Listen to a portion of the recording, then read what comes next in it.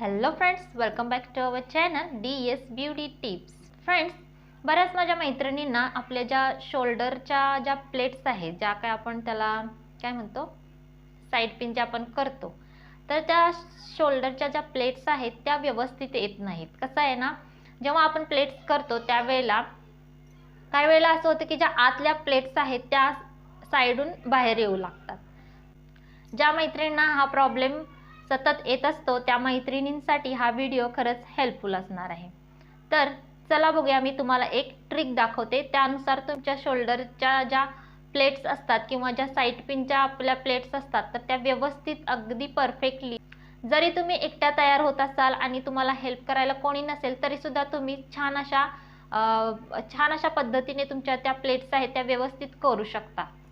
प्रथम मी साडी खोलून घेते आणि त्याच्यानंतर तुम्हाला माझ्या साडीचा पदर दाखवते.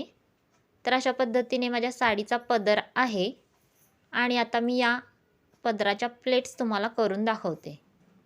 तर आता मी ह्या ज्या प्लेट्स आहेत त्या साडीची जी बॉर्डर आहे किंवा जो काठ आहे त्या साईजच्याच प्लेट्स करणार आहे. तर माझी ही पद्धत बघा, ही मी अशा पद्धतीने प्लेट्स बनवते. मला अशा प्रकारे प्लेट्स चांगल्या जमतात.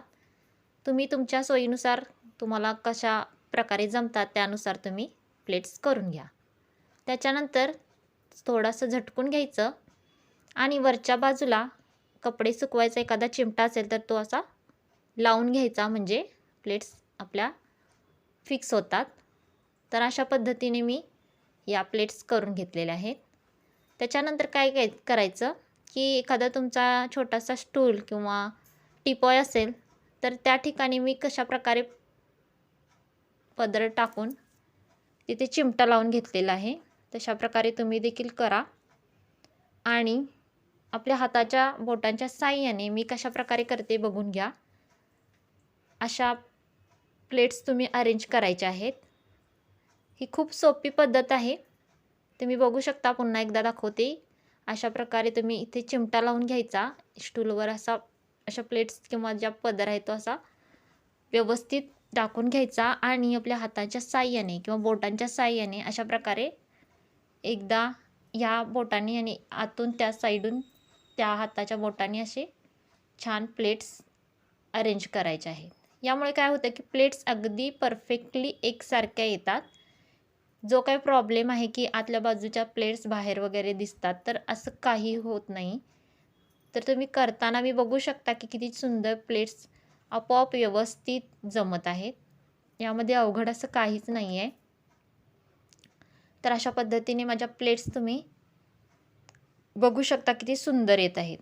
आणि जेवढ्या तुमच्या प्लेट्स व्यवस्थित होत आहेत त्या ठिकाणी अशी एक सेफ्टी पिन लावून घ्यायची आणि त्याच्यानंतर जो तुमचा पुढचा भाग असेल किंवा जो काही तुम्हाला जेवढी उंची हवी आहे त्यानुसार तुम्ही या प्लेट्स थोड्या थोड्या अंतराने पिनअप करून घ्यायचे आहेत. आता माझं थोडंसं पुढचा एक प्लेट्स थोड्या लावून झालेल्या आहेत. त्याच्यानंतर मी अजून थोड्या खालच्या प्लेट्स करून घेते.